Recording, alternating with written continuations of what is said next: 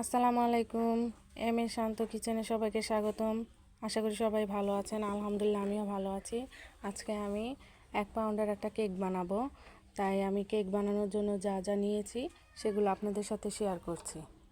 Cake বানানোর জন্য এখানে ময়দার সাথে আমি নিয়েছি baking powder, baking soda, cornflour, এখানে ডিম নিয়েছি 3টি, এখানে লিকুইড দুধ, এখানে চিনি, সয়াবিন তেল, ভ্যানিলা এসেন্স, মোল্ড নিয়েছি।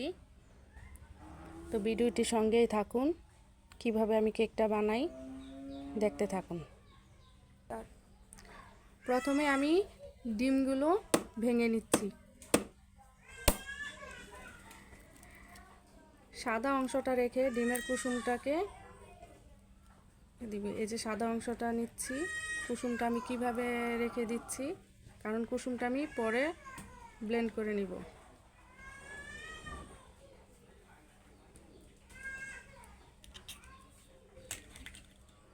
ডিমের সাদা অংশটা ফর্ম হয়ে আসলে আস্তে আস্তে চিনিগুলো আমি অ্যাড করব। আপনারা চাইলে একবারে কুসুমটা ঢেলেও চামচ দিয়ে উঠিয়ে নিতে পারেন। আমি এইভাবেই কুসুমটাকে আলগা করে রাখি।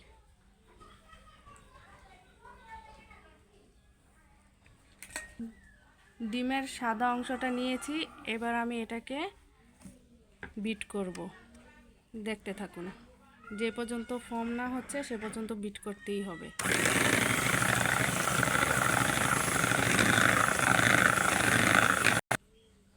ডিমের সাদা অংশ এই যে এরকম ফর্ম ভাব হয়ে আসছে, এবার আমি এর সাথে চিনি অ্যাড করব। চিনি দিয়ে আবার বিট করব।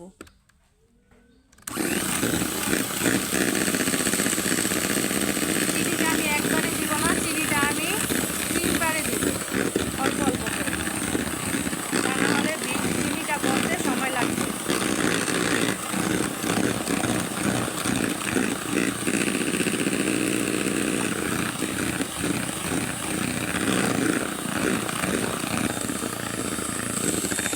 চিনি দেওয়া শেষ, এবার আমি ডিমের কুসুমগুলো এটার মধ্যে অ্যাড করব।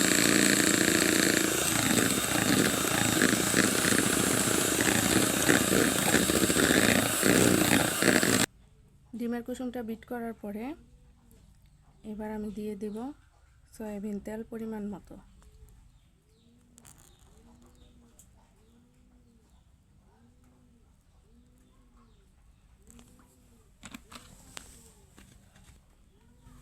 তারপর দিয়ে দিব ভ্যানিলা এসেন্স, যাতে ডিমের গন্ধ না আসে। যেহেতু আমি আবার ভ্যানিলা কেক তৈরি করছি, সেই জন্য ভ্যানিলা এসেন্সটা দিলে কেকটার মধ্যে ভালো হয়।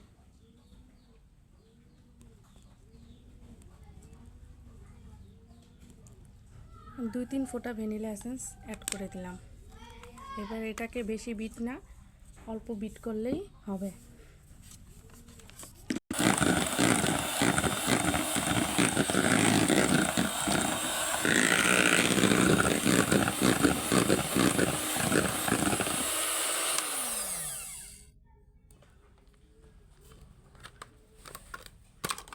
তো আমার বিট করা শেষ।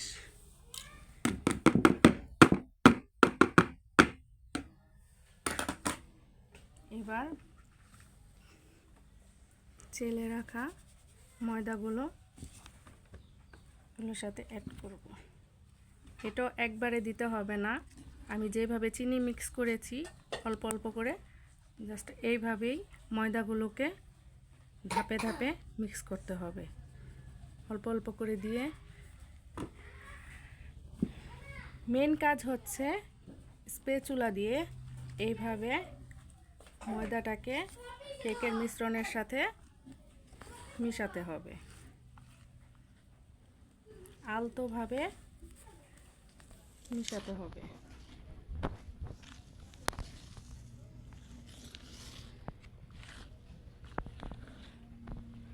অনেক কাজ ধৈর্যের সাথে করলে সাফল্য হবে ইনশাল্লাহ। কোনো কাজ নিয়ে তাড়াহুড়া করা চলবে না, ধৈর্য হারালে হবে না। হয়তো একবার কোনো কিছু হয় না, চেষ্টা করলে যখন আপনি সাফল্যের দিকে পৌঁছে যাবেন তখন পিছন ফিরে আর তাকাতে হবে না। এই তো আমি আবারও ময়দাগুলো অ্যাড করে দিচ্ছি, আবারও রেখে দিলাম, কারণ একসাথে সবগুলো দিলে মিক্স হতে সমস্যা হয়ে যাবে। তাই আমি ধীরে ধীরে মিক্স করছি। আমার ভিডিওটি যাদের ভালো লাগে তারা লাইক, শেয়ার, কমেন্টে জানাবেন, আর বেশি বেশি করে সাবস্ক্রাইব করবেন।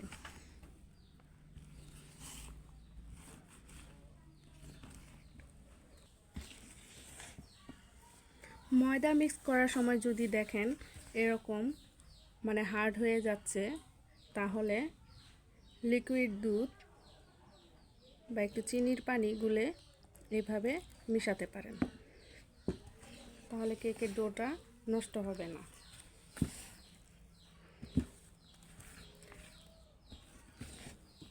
সব কিছুর যদি মেজারমেন্ট ঠিক থাকে তাহলে জিনিসও পারফেক্ট হয়।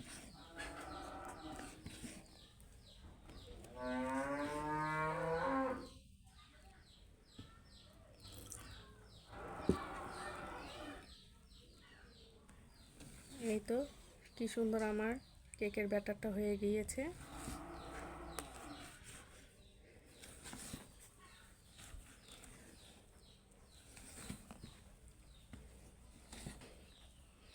পারফেক্ট ব্যাটার ঠিক উপর থেকে এইভাবে ঢাললে দেখবেন খুব সুন্দরভাবে একটা বাজ বাজ হয়ে পড়ছে, তাহলেই বুঝবেন আপনার কেকের ব্যাটারটা পুরোপুরি পারফেক্ট।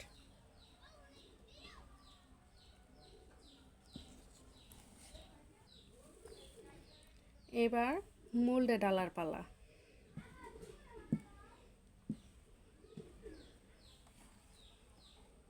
উপর থেকে কেকের ব্যাটারটা ঢাললে সুন্দর মতো ভাঁজ ভাঁজ হয়ে পড়বে।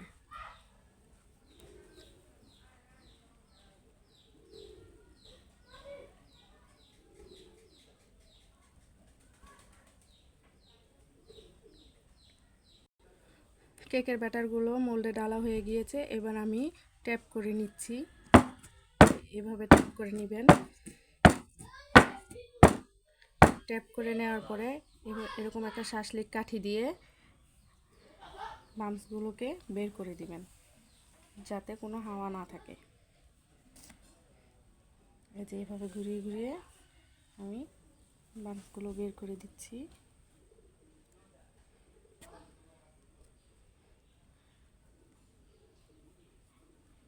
এবার আমি ওভেনে বেক করতে দিব।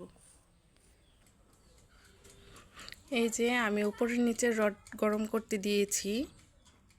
আমি 160 ডিগ্রিতে তাপমাত্রা সেট করেছি। 30 মিনিটের জন্য আমি টাইম সেট করেছি। প্রিহিট করার পর এবার আমি কেকটাকে বেক করতে ওভেনে দিয়ে দিচ্ছি।